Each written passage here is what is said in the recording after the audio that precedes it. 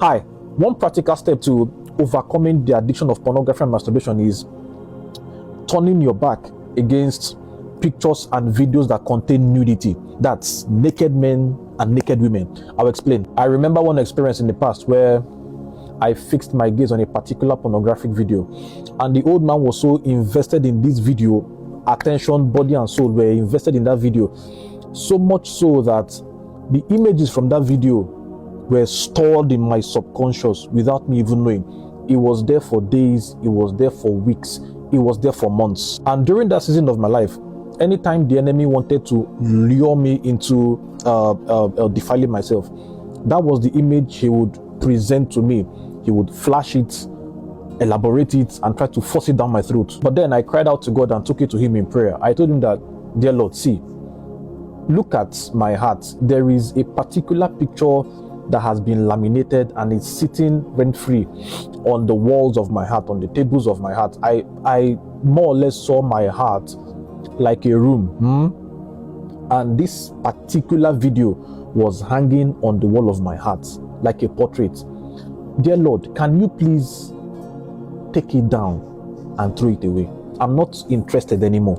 Can you dismount that video, the image or the memory of it from my heart, ventilate my soul again? And one of the things he told me during that season was that anytime Satan brings that thing to you or tries to force it down your throat, simply turn your back to it. Do not desire it. Simply say no. Don't give consent. Do not approve it. Do not desire it. He then took me to Proverbs chapter 3, 7b and then into 8, and it teaches that simply obey the Lord and refuse to do wrong, and unto you it shall be like good medicine that heals your wounds and eases your pains. And I told him that, Spirit of God, see, this thing has wounded me. This thing has caused me pain.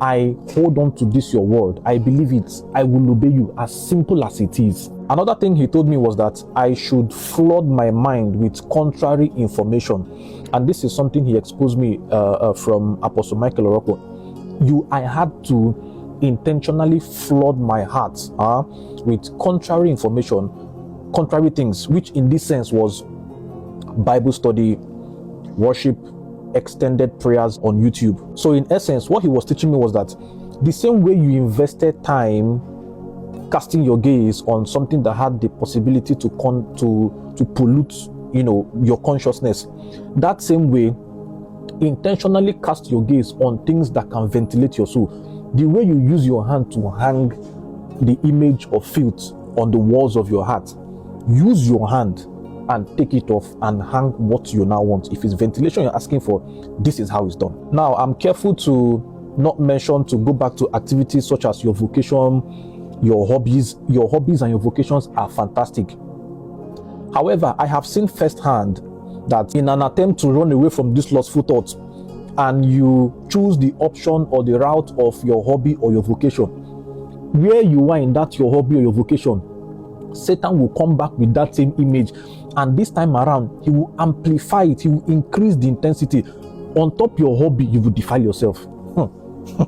In essence, your hobby or your vocation does not have the power to diffuse or wear out the intensity of that lustful picture that has gained a stronghold in your heart. It is only in soaking yourself in his word that you can escape or diffuse and water down the ambush that Satan has laid for you. And remember, this temptation does not last long. It doesn't come Monday and then come Tuesday and then comes on Wednesday. No, especially when the devil gets the memo that this guy or this lady will not give consent. Right? So I believe this is useful information. I hope you make good use of it. Now you are wiser. Okay? I will see you on the next one. God bless you.